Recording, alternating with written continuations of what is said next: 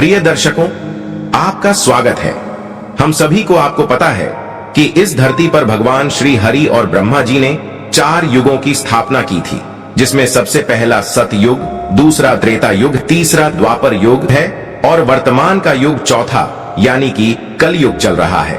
मित्रों, जैसा कि हम जानते हैं, हमारे सभी धर्म ग्रंथों के अनुसार अभी यह कालखंड का चौथा युग यानी कलयुग चल रहा है, जिसे हिंदू धर्म शास्त्रों में सबसे शापित युग बताया गया है।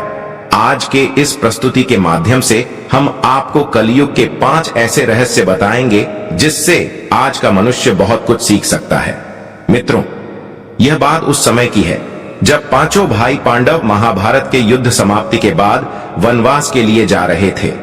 उस समय वनवास जाने से पहले पांडवों ने भगवान श्री कृष्ण से पूछा था, हे कृष्ण, अभी यह द्वापर युग का अंतिम काल चरण चल रहा है, आप हमें बताएं कि आने वाले कलयुग की चाल या गति कैसी होगी। तब भगवान श्री कृष्ण मुस्कुराते हुए कहते हैं, मैं तुम्हें इसका सीधा या सरल उत्तर तो नहीं दे सकता, लेकिन तुम 5 भाई वनवास के जाने से पूर्व एक बार इस धरती का भ्रमण कर लो तथा जो कुछ भी दिखे वह सभी बातें आकर मुझे बताओ। मैं तुम्हें उसका कलयुग में किस प्रकार से प्रभाव रहेगा और किस प्रकार के इंसानों के बर्ताव रहेंगे वह बताऊंगा। मित्रों, उसके बाद 5 भाई वन में चले गए, लेकिन जब वे वन भ्रमंती कर रहे थे तब उन्होंने जो कुछ भी देखा उसे देखकर वे अचंभित रह गए। तो आखिर उन्होंने वन में क्या देखा होगा और श्री कृष्ण ने क्या उत्तर दिया, तो चलिए जानते हैं इस प्रस्तुति के माध्यम से। लेकिन आगे बढ़ने से पहले हमारे चैनल को सब्सक्राइब अवश्य करें। मित्रों, सबसे पहले युधिष्ठिर ने उत्तर दिया, हे वासुदेव, मैंने तो पहली बार 2 सूंड वाला हाथी देखा, ये मेरे लिए तो बहुत आश्चर्यजनक था।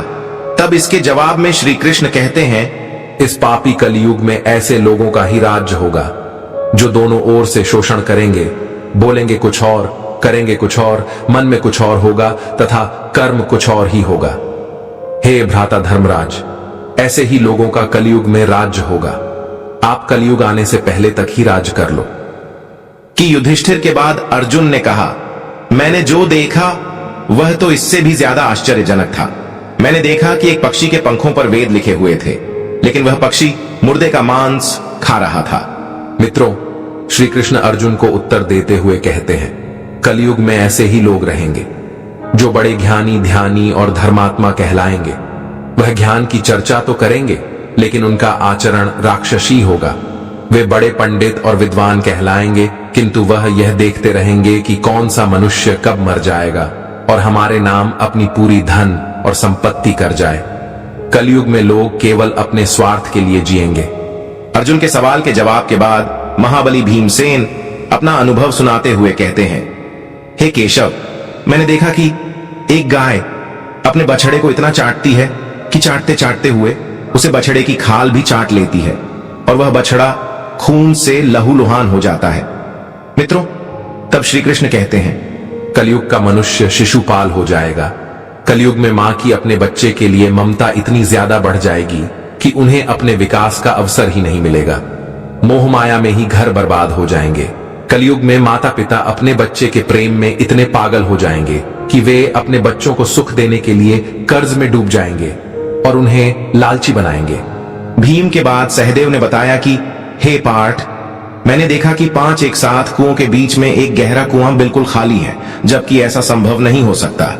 फिर श्री कृष्ण उत्तर देते हैं कि कलयुग में लोग अपने लड़के या लड़की के विवाह में, मकान के उत्सवों में या छोटे बड़े उत्सवों, त्योहारों में लाखों रुपए खर्च कर देंगे, परंतु पड़ोस में यदि कोई भूखा प्यासा मर रहा होगा तो यह नहीं देखेंगे कि उसका पेट भरा है या नहीं भरा है।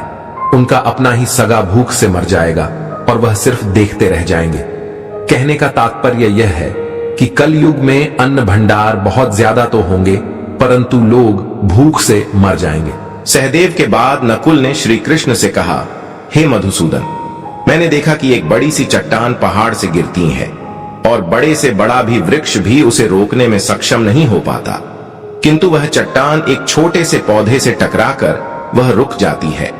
आखिर ऐसा कैसे हुआ? तब श्री कृष्ण कहते हैं, कलयुग में मनुष्य की बुद्धि शिथिल हो जाएगी और उसका जीवन पतन हो जाएगा। उस पतन को धन और बड़े से बड़े सत्ता रूपी वृक्ष भी रोकने में सक्षम नहीं होंगे।